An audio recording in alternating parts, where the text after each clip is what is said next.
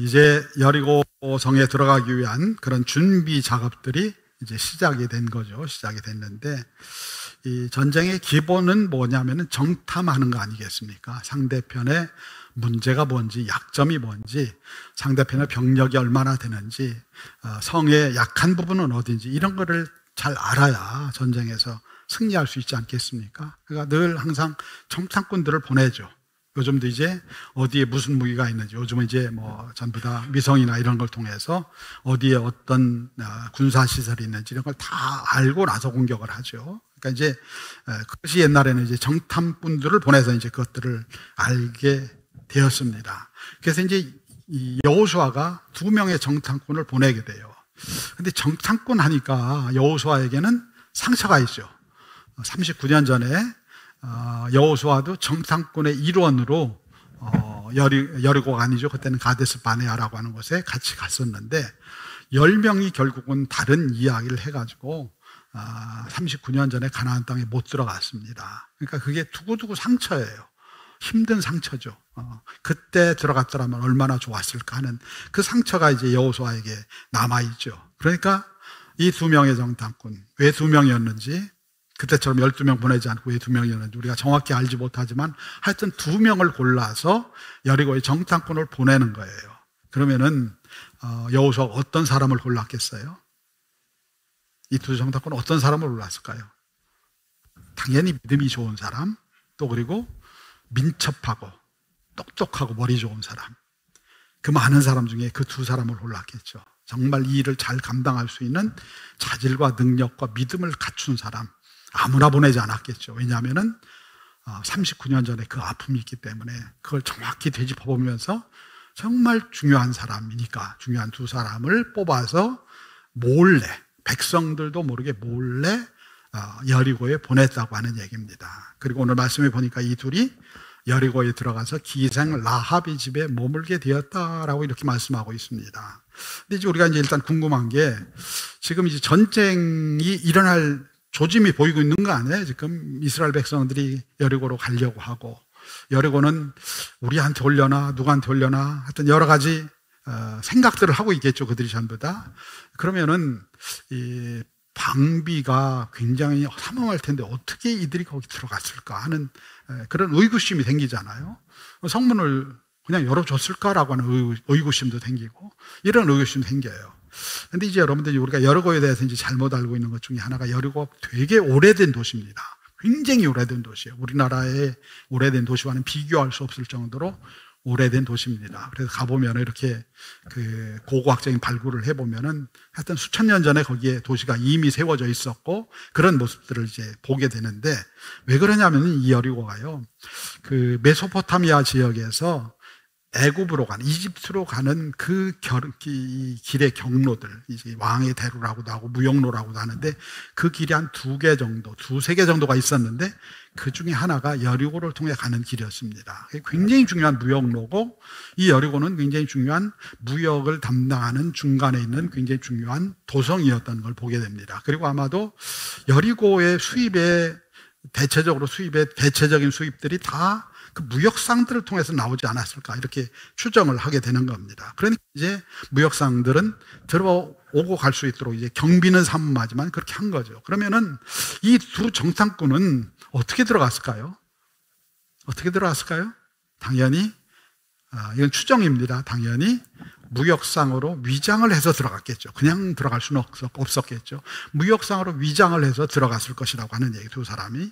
왜냐하면은 이 2 사람도 지금 굉장히 중요한 사명을 짊어졌잖아요. 민족의 장래를 짊어지고 좀 들어가는 겁니다. 그러니까 너무너무 중요한 사명을 짊어진 겁니다. 얼마나 머리를 썼겠어요. 얼마나 국리를 썼습니까? 어떻게 하면 우리가 들어갈 수 있을까? 어떻게 하면 우리가 저 여리고성에 가서 정탐을 할 수 있을까? 뭐 굉장히 머리를 썼을 겁니다. 그래서 무역상으로 가장했을 것 같아요. 그리고 어디에 가서 머물렀어요? 기생 라합의 집에 머물렀다라고 하는 얘기입니다. 기생 라합의 집에 머물렀어요. 이게 이제 일종의 여관 같은데, 여관. 근데 어떤 사람들이 묵는 여관이냐? 무역상들이 수시로 출입하는 그런 어떤 여관이었을 가능성이 높아요. 이곳에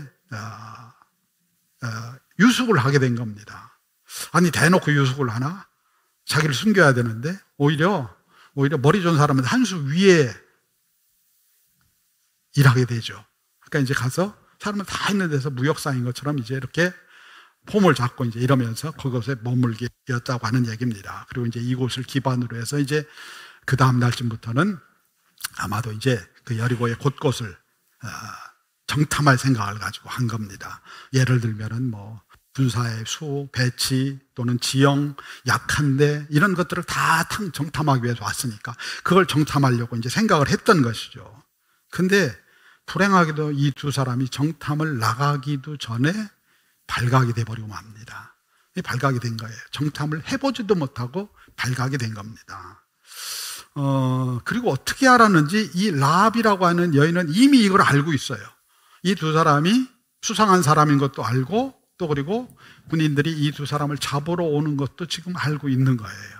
뭔가 이제 정보가 있었던 거죠. 정보가 있었는데 그래서 이들을 지붕, 그러니까 일종의 오늘로 말하면 옥상에 대피를 시킵니다. 대피를 시키고 그리고 이제 그 3대라고 하죠. 3대. 옥수수 이렇게 묶어서 이렇게 묶어 놓은 것 같은 그런 데예요. 그런 거.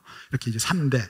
그 린넨이라고 하죠. 그거 이렇게 이제 면 종류 이런 걸 이제 만들어내는 그 사물 이렇게 엮어서 만들어 놓은 허술한 그 3대 아래 숨어 있으라고 하는 거예요. 3대 아래 숨어 있으라고 하는 겁니다. 이 상황에 직면하게 된 이 두 사람의 마음이 어떨까요? 지금 일단은 라합이라고 하는 여인을 믿을 수 있을까요? 여러분, 라합이라는 여인을 믿을 수 있겠어요? 이 여인이요, 요세푸스는 이게 유대 학자입니다. 1세기형의 유대 학자인데 이 여인을 저렇게 뽐뿌질을 해요.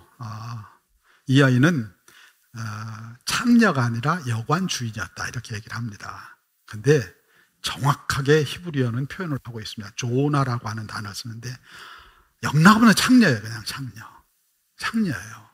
창녀고 창녀가 여관을 운영하는 겁니다. 그러니까 여관도 운영하고 몸도 팔고 이렇게 하는 게 이 여인이에요. 라합이라는 여인. 그럼 이 여인이 세상을 사는 방식이 있을 거 아니에요. 얼마나 거친 세상을 살아왔겠습니까? 그렇죠? 볼 거 못 볼 거 다 보고 살아왔어요. 우리 흔히 하는 말로 산전수전 그 다음에 공중전까지 다 겪은 여인이에요. 달고 다른 여인이에요. 그냥 보통 여인이 아니에요 이게. 그리고 이런 여인들은요 내가 어떻게 해야 살아남을 줄 알아요. 아주 천성적으로 살아남을 줄 알아요. 내가 어떻게 여기서 처신해야 내 삶을 유지할 수 있는지를 아는 여인이에요. 아는 여인입니다. 그리고 두 정탐꾼은 이 여인을 보자마자 이 여인이 보통 여인이 아니구나, 보통 내기가 아니구나 라고 하는 걸 분명히 알았을 거예요. 그러니까 도대체 이런 여인을 어떻게 믿어요? 믿을 수가 없죠. 어떻게 믿습니까? 믿을 수가 없어요. 그리고 어쩌면 현상금이 있을 수도 있었겠죠. 그러면 이 여인은 당연히 내 생전 보지도 못한 이 두 남자를 내가 숨겨주고 그럴 이유가 없죠. 당연히 현상금을 생각을 했겠죠. 현상금을 받아야 되겠다라는 생각을 가졌을 겁니다. 근데 이 여인을 지금 의심하겠죠. 당연히 이 여인이 도대체 믿을 수 없는 여인이라는 걸 다 알고 의심할 겁니다. 그런데 그렇다고 해서 이 두 사람이 딱히 도망갈 방법도 없어요. 그죠? 어디로 가요? 여리고 하나도 몰라요. 어디가 어딘지. 하나도 몰라요.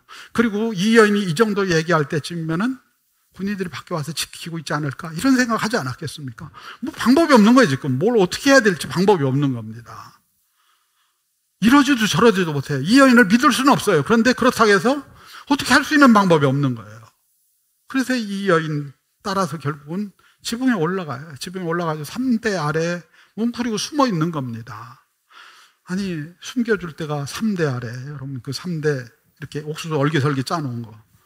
사람이 잘 가려지기는 하려나 모르겠어요. 거기 숨어 있으라고 하는 거예요. 얼마나 기가 막힌 얘기예요. 기가 막힌 얘기예요. 그거 그냥 올라와서 창 몇 번 찔러보면 아는 거 아니에요. 뒤지러 오면 거기 안 뒤지겠습니까?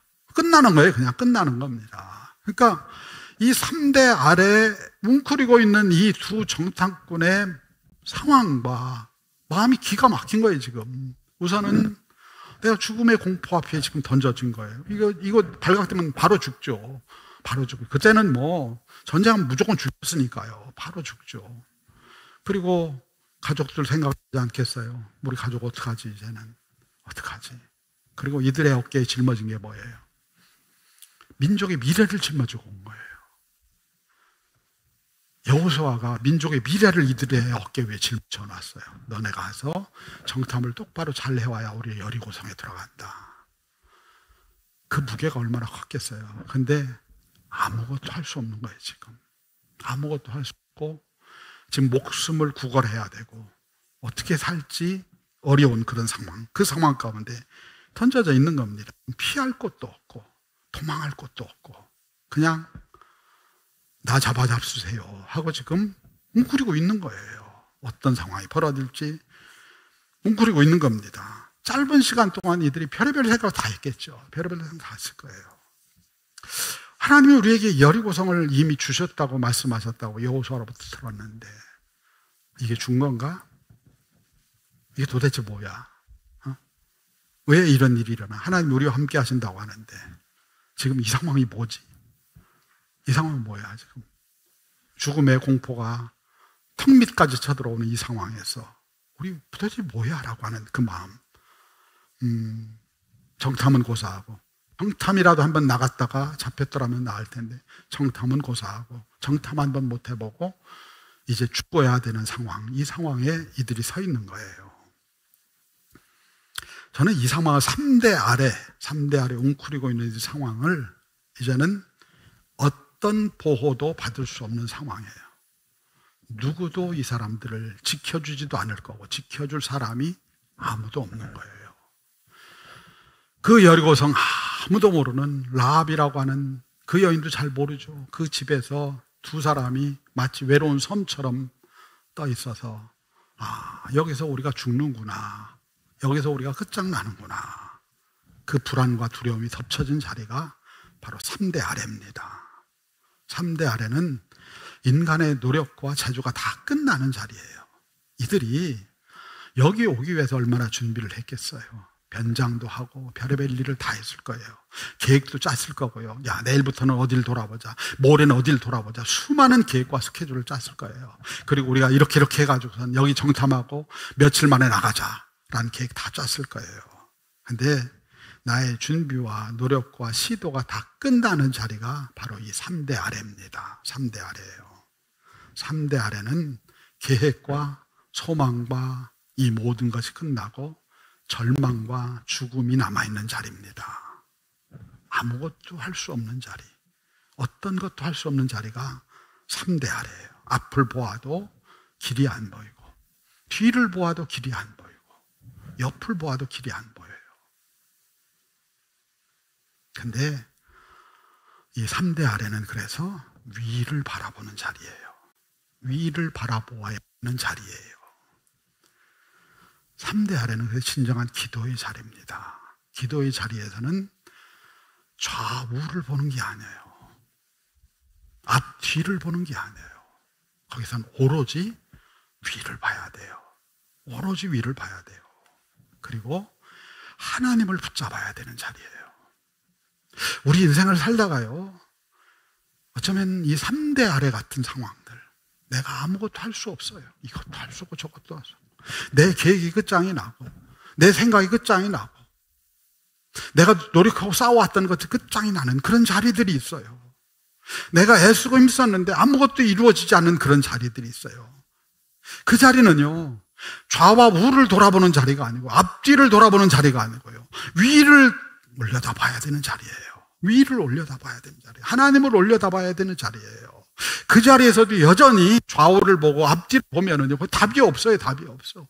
답은 어디 있느냐? 위를 올려다봐야 되는 자리예요. 이 3대 아래는요, 위를 올려다보는 자리예요. 위를 올려다보면 하나님을 향해 서 있는 자리예요. 하나님을 향해 서야 되는 자리예요. 하나님을 향해서 부르짖어야 되는 자리고, 하나님 나를 도와주시옵소서 간구해야 되는 자리가 바로 이 3대 아래에 뭉클이고 있는 이 두 사람의 자리예요. 시편 121편 볼까요? 시편 121편 1절에 4절입니다. 시편 121편 1절에 4절입니다.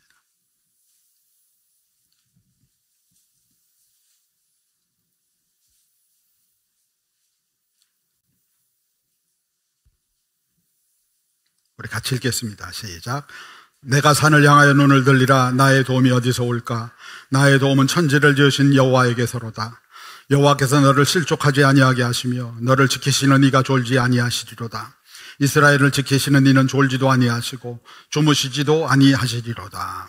아멘. 이 시는 이 시편을 그냥 책상머리에 앉아가지고 이런 시편 하나 써야 되겠다 쓴 시가 아니에요. 어쩌면 이 시는 3대 아래 웅크리고 있는 두 정탐꾼의 마음을 가지고 도대체 나의 도움은 어디서 올까? 내 은혜는 어디서 올까?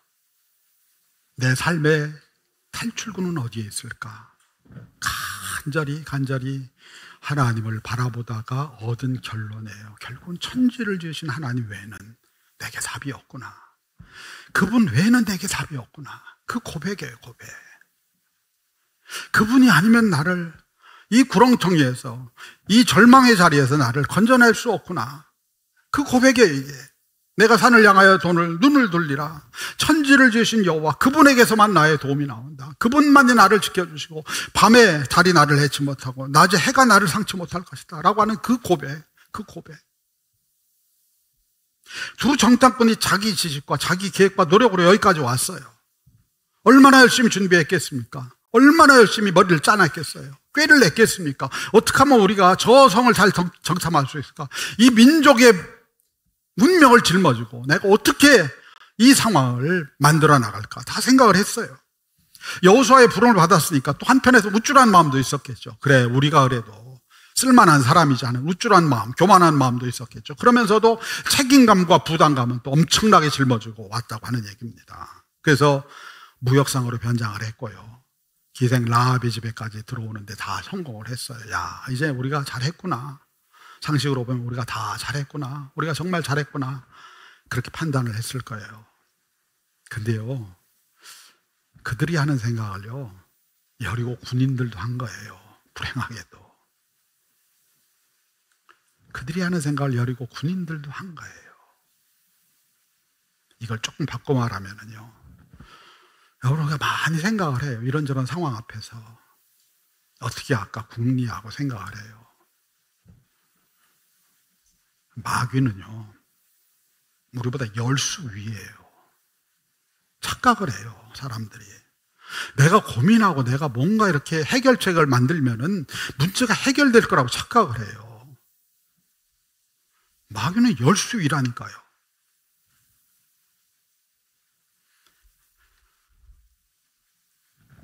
우리 인생이 내가 계획한 대로, 내가 생각한 대로, 내가 원하는 대로 가는 게 아니라고 하는 얘기예요. 우리 뜻대로 되는 게 아니라고 하는 얘기예요.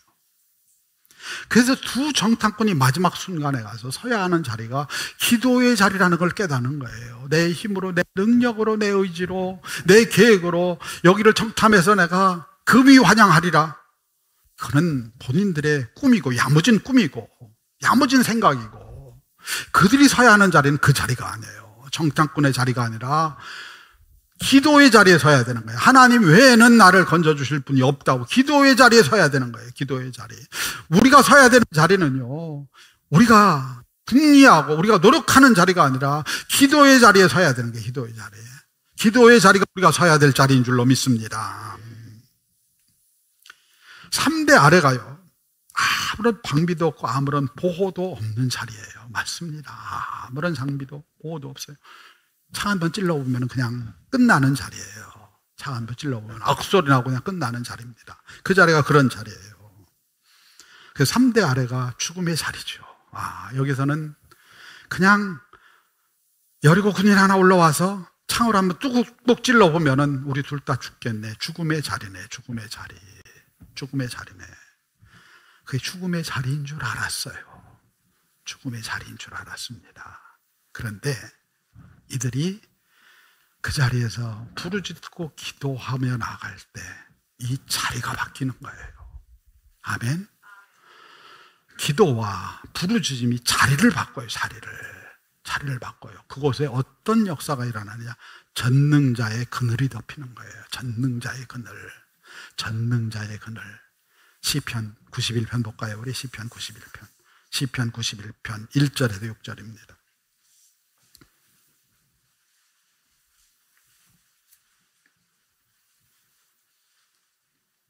시편 91편 1절에서 6절입니다. 우리 같이 읽겠습니다. 시작. 지존자의 은밀한 곳에 거주하며 전능자의 그늘 아래에 사는 자여, 나는 여호와를 향하여 말하기를 그는 나의 피난처요 나의 요새요 내가 의뢰하는 하나님이라 하리니, 이는 그가 너를 새 사냥꾼의 올무에서와 심한 전염병에서 건지실 것이미로다. 그가 너를 그의 깃으로 덮으시리니 내가 그의 날개 아래에 피하리로다. 그의 진실함은 방패와 손방패가 되시나니, 너는 밤에 찾아오는 공포와 낮에 날아드는 화살과 어두울 때 퍼지는 전염병과 밝을 때 닥쳐오는 재앙을 두려워하지 아니하리로다. 하나님이 지켜주신다고 하는 거예요. 전능자의 그늘로 덮어주신다고 하는 거예요. 그 자리, 3대는 아무것도 보호받을 수 없는 자리예요. 그런데 그 자리에서 하나님 앞에 간구하며 나갈 때 그 자리를 하나님께서 전능자의 그늘로 덮어주신다고 하는 거예요. 이게 여러분 하나님이 이루시는 일들이에요. 우리 안에서 우리를 전능자의 그늘로 덮어주신다고 하는 얘기예요. 우리가 그걸 간구하며 나갈 때, 하나님 앞에 올려드리고 나갈 때 하나님께서 우리 가운데 역사하셔서 전능자의 그늘로 우리를 덮어주신다고 하는 거예요. 아멘. 3대 아래가 아무런 보호장비도 없고 아무런 장비도 없고 누군가의 눈에 쉽게 발견되는, 마귀가 보면 쉽게 발견되는 그런 장소인 줄 알았는데 하나님 앞에 기도하고 나갔더니 하나님께서 그거를 덮어주시는 거예요. 그 자리를 덮어주시고 그 자리를 요새로 만들어주시고 그 자리를 불성곽으로 만들어주신 거예요. 이게 하나님의 행하시는 역사예요. 여러분, 여기 전능자의 그늘, 전능자의 그늘을 말씀하시는데 지금 오늘 이 말씀에서 전능자의 그늘이 도대체 누군가요? 라합이라고 하는 여인이 전능자의 그늘이에요. 라합이라고 하는 여인. 이 여인이 전능자의 그늘이 될 줄은 꿈에도 생각하지 못했어요. 라합이라는 여인 아까 이야기했잖아요. 산전수전 공중전 다 겪은 여인이에요. 이런 여인은 믿으면 안 돼요. 믿으면 안 돼. 믿을 수 없어요. 이 여인은. 이 여인은 믿고 맡기면 다 가져갈 여인이에요. 세상에서 닳고 닳아가지고 나를 보호하는데 최상으로 최적화된 여인이에요. 알지도 못하는 두 남자를 위해서 내 삶을 드릴 그런 여인이 절대 아니에요. 믿을 수 없는 여인이라고 하는 얘기예요. 절대 믿을 수 없는 여인이에요. 그런데 내가 기도하며 나가니까 하나님께서 그 라합이라고 하는 여인을 들어서 쓰시는 거예요. 그 믿을 수 없는 여인이 세상에서 제일 믿을 수 있는 여인이 되는 거예요. 전능자의 그늘이에요. 저는 오늘 이 라합이라고 하는 여인을 보면서 하나님이 준비하신 전능자의 그늘은 바로 라합이었구나. 라합이란 여인이 전능자의 그늘이구나 라고 하는 걸 깨닫게 되는 거예요. 하나님은요, 라합을 지혜롭게 하시는 거예요. 지혜롭게 하시는 거예요. 그래서 이 여리고 군인들을 따돌리는 그 모양을 우리가 보세요. 라합이 두 정탐꾼을 못 보았다고 했더라면은 막 그 집 다 뒤졌을 거예요. 근데 이 라합이 이런 때는 또 하얀 거짓말이죠. 거짓말을 하는 건 뭐라고 합니까? 왔었다는 거예요. 왔었어요. 왔는데 자기가 발각된 줄 알고 지금 조금 전에 도망 나갔어요. 아마 빨리 따라가면은 그 사람들 잡을 수 있을 거예요 라고 이야기하는 거예요. 라합이라고 하는 여인 안에 하나님께서 지혜를 부어주신 거예요. 그리고 그 사람들은 갔고 이들은 살아난 거예요. 그 라합에게 군인들이 질문하고 라합이 대답할 때 이 두 사람이 얼마나 긴장됐을까요? 이 두 사람이 얼마나 가슴이 뛰었을까요? 근데 그 순간에 하나님이 우리와 함께 하시는구나, 이걸 발견하는 거예요. 하나님이 우리와 함께 하시는구나. 그 위기의 순간에 하나님께서 우리를 그 그늘로 우리를 덮어주고 계시구나. 우리가 그분의 은혜 아래 있구나. 그분의 은혜가 우리를 덮고 있구나. 이걸 고백하는 거예요. 지하 1층 어린이 도서관 안쪽에 들어가면은 뭐가 있다 했죠? 기도실이 있어요. 거의 이용 안 하시는 곳이에요. 거의 이용 안 하시는 곳인데 여러분들 이용 한번 해볼 만한답니다. 왜냐하면 그 이름을 따라가면은 우리가 거기에 들어가서 기도하면 될 것 같아요. 그러니까 아둘람굴이에요. 아둘람굴입니다. 우리 성경을 한번 볼까요? 아둘람굴. 사무엘상 22장 1절에서 2절입니다. 사무엘상 22장 1절에 2절입니다.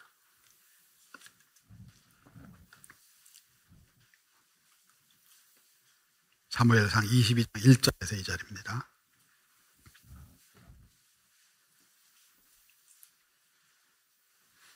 같이 읽겠습니다. 시작. 그러므로 다윗이 그곳을 떠나 아둘람 굴로 도망하며 그의 형제와 아버지와 온 집이 듣고 그리로 내려가서 그에게 이르렀고 환난당한 모든 자와 빚진 모든 자와 마음이 원통한 자가 다 그에게로 모였고 그는 그들의 우두머리가 되었는데 그와 함께한 자가 400명가량이었더라. 아멘. 이제 다윗이 사울에게 쫓겨다닌 거 아니에요. 사위가 됐지만은 왕권을 노린다고 하는 이유로 쫓겨다니기 시작해요. 그러다가 갈 데가 없어 광야까지 쫓겨와요. 광야까지 쫓겨왔는데 광야에서도 또 아둘람 굴이라고 하는 곳까지 쫓겨가는 거예요. 여러분 한번 생각해 보세요. 도망가는 사람이 굴로 도망가요? 어떤 바보가 굴로 도망가요? 굴은 막장이에요, 막장. 피할 데가 없어요. 아까 제가 이야기했던 지붕 위와 똑같아요. 두 정탐꾼이 머물고 있는 지붕 위와 똑같아요. 이 굴은요, 피할 데가 없는데요. 바보가 아닌 이상 왜 여기로 도망을 가요? 그냥 입구만 막으면 끝나잖아요. 입구만 막으면 끝나는 자리가 굴이에요, 굴. 인생 막장이에요. 더 갈 데가 없는데요. 여기서 끝나면 끝나는 거예요. 그냥 더 갈 데가 없는데요. 근데 다윗이 왜 그리 도망가요? 바보같이. 왜 그리 도망갔겠어요? 갈 데가 없으니까 도망간 거예요. 그리 쫓겨가는데 더 피할 데가 없는 거예요. 사울의 군사가 쫓아오는데 숨을 데도 없고 피할 데도 없어요. 가고 싶어 간 게 아니에요. 어쩔 수 없이 간 거예요. 여기밖에 갈 데가 없어요. 그냥 죽을 수는 없잖아요. 그러니까 마지막 몸부림치며 간 데가 아둘람 굴이라고 하는 곳이에요. 아둘람 굴. 그곳에 들어가요. 그곳에 가서 그러면 다윗은 뭘 했겠어요? 그의 용맹, 그의 지혜, 골리앗을 때려잡았던 용맹, 아무 의미 없어요, 이거. 아무 능력 없다니까요. 거기서 그거 할 수 있는 거 아무것도 없어요. 그냥 하나님 앞에 기도하는 거예요. 나 기름 부어주셨는데 나 여기서 죽으라고 여기 불러주셨습니까? 이 절망의 막장입니다. 이 아둘람 굴은 막장이에요. 인생 막장이에요. 더 갈 데 없어요. 죽음밖에 갈 데가 없는 데가 여기에요. 거기서 자존심을 챙기겠어요? 뭘 하겠어요? 아무것도 할 게 없어요. 그저 눈물 흘리며 통곡하며 기도하는 것밖에 없어요. 그 자리가 아둘람 굴이에요. 아둘람 굴. 통곡하며 기도하며 부르짖고 내가 가지고 있었던 모든 것들, 여러분 많은 게 있잖아요. 많은 게 있잖아요. 폼도 잡아야 되고 내 머리도 써야 되고 궁리도 해야 되고 많은 거 있잖아요. 그렇죠? 우리가 동원할 수 있는 오늘 이 순간에도 머리 굴려야 되고 뭐 해야 되고 뭐 해야 되고 두 정탐꾼이 생각했던 것처럼 처음에 이렇게 하면 될까 이렇게 하면 수없이 많은 생각과 이런 거 이거 아무 의미 없어요. 거기서는 딱 하나밖에 필요한 게 없어요. 하나님 앞에 나가는 거. 몸부림치며 하나님 앞에 나가는 거. 그게 아둘람 굴이에요. 거기가. 여러분 이 아둘람 굴이라는 기도실의 의미를 알겠죠? 막장이에요. 막장. 그런데 그렇게 기도하며 나갈 때 이 아둘람 굴이라는 막장이 새로운 장이 되는 역사를 경험하는 거예요. 전능자의 그늘로 그 아둘람 굴을 덮어주시는 거예요. 그 사울의 군사들에게 발견되지 않는 거예요. 사울의 군사들이 거기까지 쫓아왔는데 이 사울의 군사들이 눈이 멀었나요? 아니요. 하나님께서 그들의 눈을 멀게 하셨죠. 전능자의 그늘로 덮어주시는, 은혜의 그늘로 덮어주시는 거예요. 그들에게 발견되지 않도록 은혜의 얼굴로, 은혜의 역사로 덮어주시는 거예요. 그게 여호와의 전능자의 그늘이에요. 그늘, 은혜의 그늘이에요. 그 그늘로 덮어주시는 거예요. 그러고 났더니 이 막장이 새로운 장으로 열리는 거예요. 기도하며 나갈 때 인생의 막장이 새로운 장을 열어내는 거예요. 요거는 말씀해 보세요, 여러분들. 아둘람 굴로 갔는데, 도망갔는데, 그 아둘람 굴에 비로소 그의 가족들을 데려오고요. 또 그리고 누가 왔어요, 여기 보니까? 환난당한 모든 자, 빚진 모든 자, 마음에 원통한 자들이 찾아왔어요. 다 별로 안 좋은 사람들이에요. 믿을 수 없는 사람들이에요. 이 사람들 믿을 만한 사람 누가 있어요? 환난당한 자, 믿을 만해요? 빚진 자, 믿을 만해요? 마음이 원통한 자, 믿을 만해요? 다 못 믿을 사람들이에요. 근데 여러분 아십니까? 여기 온 이 사람들이 나중에 다윗 왕국의 기초가 됐다는 거. 전혀 믿을 수 없는 사람들. 비로소 다윗에게 나를 따르는 사람들이 생긴 거예요. 그리고 그 따르는 사람들이 다 믿을 수 없는 사람들이에요. 다 형편없는 사람들이에요. 근데 하나님께서 전능자의 그늘로 덮어주시니까 이들이 나중엔 전부 다 다윗 왕국의 기초가 되는 사람들이 되는 거예요. 그 믿을 수 없던 사람들, 그 배신 때리고 하던 그 사람들이 하나님의 날개, 은혜로 덮어주시니까 이 사람들이 새롭게 변화되고요. 이 아둘람 굴이 막장인 줄 알았어요. 인생 막장인 줄 알았어요. 하나님께서 전능자의 그늘로 덮어주시니까 얘가 막장이 아니라 새로운 역사를 여는 장이 되는 거예요. 우리가 못 열어요. 죽었다 깨나도 다윗이 새로운 장을 열어낼 수 없어요. 근데 하나님이 도와주시니까, 기도하며 하나님의 은혜를 구하니까 새로운 장이 열리는 거예요. 두 정탐꾼이 그 3대 아래 누워가지고 우리가 할 수 있는 게 뭐가 있어요? 아무것도 없어요. 아무것도 없어요. 거기 웅크리고 앉아가지고 절망과 초조함만이 그들의 마음을 지배하고 있는 그 자리에서 그들이 기도하며 나가기 시작했을 때 거기에 새로운 장이 열리는 거예요. 그곳에서 하나님이 역사하시는 새로운 정탐의 장이 열리는 거예요. 이들이 그 지붕 위에서 발견한 게 뭐예요? 전능자의 그늘 아래 발견한 게 뭐예요? 하나님이 우리와 함께 하신다는 거예요. 근데 그걸 누굴 통해서 들어요? 누굴 통해서 듣죠? 라합을 통해서 들어요. 라합이란 여인을 통해서 들어요. 이미 정탐할 필요 없어요. 이제는 정탐이 끝난 거예요. 왜? 하나님이 벌써 이성을 접수하신 거예요. 우리는 인간적인 방법으로 뭘 하고 다 계획을 했는데 라합이라고 하는 여인의 이야기를 통해서 이성이 끝난 걸 아는 거예요. 이미 하나님이 누구이신지를 아는 거예요. 하나님이 어떤 일을 이루고 있는지를 아는 거예요. 이들이 알아야 될 거, 이들이 정탐해야 될 거는요, 여리고의 군사수가 아니에요. 여리고의 전략이 아니에요. 여리고의 허술한 데가 아니에요. 이들이 알아야 되는 건 뭐예요? 이들이 정탐해야 됐던 진정한 정탐은 하나님이 누구이신지를 정탐하는 거였어요. 그리고 그걸 이방 여인을 통해서, 이방 여인이 그래도 이 두 사람 믿음 좋은 사람이라고 보냈는데요, 이방 여인이 더 믿음이 좋네요. 내가 알지도 못했던 얘기를 막 해대기 시작하네요. 그러면서 이들이 깨닫는 거야. 아, 하나님이 우리보다 먼저 여기 와 계시구나. 하나님 먼저, 내가 온 줄 알았는데, 내가 계획해서 온 줄 알았는데 하나님 먼저 여기 와 계셨네 라고 하는 걸 믿음으로 고백하는 거예요. 우리 삶을 살아가다 보면은요, 우리가 3대 아래 모양은 달라도 처해 있을 때가 있어요. 이렇게도 안 되고 저렇게도 안 되고, 또는 아둘람 굴에 들어가 있을 때가 있어요. 갈 데가 없어서 어디로 가야 되나, 이리 가도 길이 안 보고 저리 가도 길이 안 보고, 이리 가도 나를 보호해 줄 사람이 보이지 않고, 갈 데가 없어요. 갈 데, 아무 데도 갈 데가 없어요. 아무 데도 갈 데가 없는데 그 자리가 하나님이 우리를 부르시는 자리인 줄로 믿습니다. 하나님이 우리를 부르시는 자리예요. 시편 62편 말씀 볼까요? 시편 62편 1절에 8절입니다. 시편 62편 1절에 8절입니다.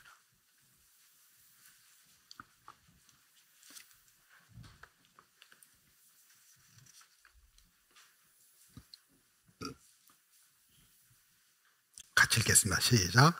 나의 영혼이 잠잠히 하나님만 바라며 나의 구원이 그에게서 나오는도다.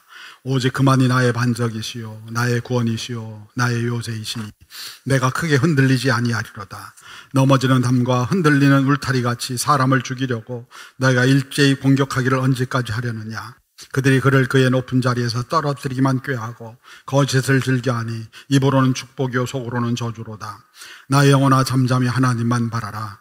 물은 나의 소망이 그로부터 나오는도다. 오직 그만이 나의 반석이시요 나의 구원이시요 나의 요새이시니 내가 흔들리지 아니하리로다. 나의 구원과 영광이 하나님께 있으며 내 힘의 반석과 피난처도 하나님께 있도다. 백성들아 시시로 그를 의지하고 그의 앞에 마음을 토하라. 하나님은 우리의 피난처시로다. 아멘. 백성들아 시시로 그를 의지하고 그의 앞에 마음을 토하라. 하나님은 우리의 피난처시로다. 전능자의 그늘 아래 들어가야 돼요. 내 지식과 내 생각 모양 내고 폼 잡고 자존심 세우고 그 자리에 들어가야 우리 살지 못해요. 기도의 자리, 그래서 전능자의 그늘이 덮여야 우리 인생이 사라집니다. 여러분 어느 자리에 있습니까? 어떤 자리에 있든 기도의 자리, 그분이 우리를 덮어주셔야 돼요. 그분이 사랑과 은혜로 우리를 덮어주셔야 돼요. 롯이라고 하는 여인이 이방 여인이지만은 라합과 비슷한 여인이에요. 이 여인이 가나안 땅에 들어왔을 때, 이스라엘 백성들 가운데 왔을 때 주신 말씀이 있어요. 주의 날개 그늘 아래 피하기 위해서 내가 여기 왔구나. 주의 날개 그늘 아래 피하기 위해서 내가 여기까지 왔구나. 보아스가 한 말이에요. 주의 날개 그늘 아래 피하기 위해서 여기 왔구나. 우리 인생이 주님의 날개 그늘 아래 거하기를 축복합니다. 절망의 자리, 죽음의 자리, 거기에서 기도의 자리로 나가서 우리의 삶이 하나님의 은혜에 전능자의 그늘로 우리 모두를 다 덮어주시는 그 축복이 함께하기를 주님의 이름으로 축원합니다.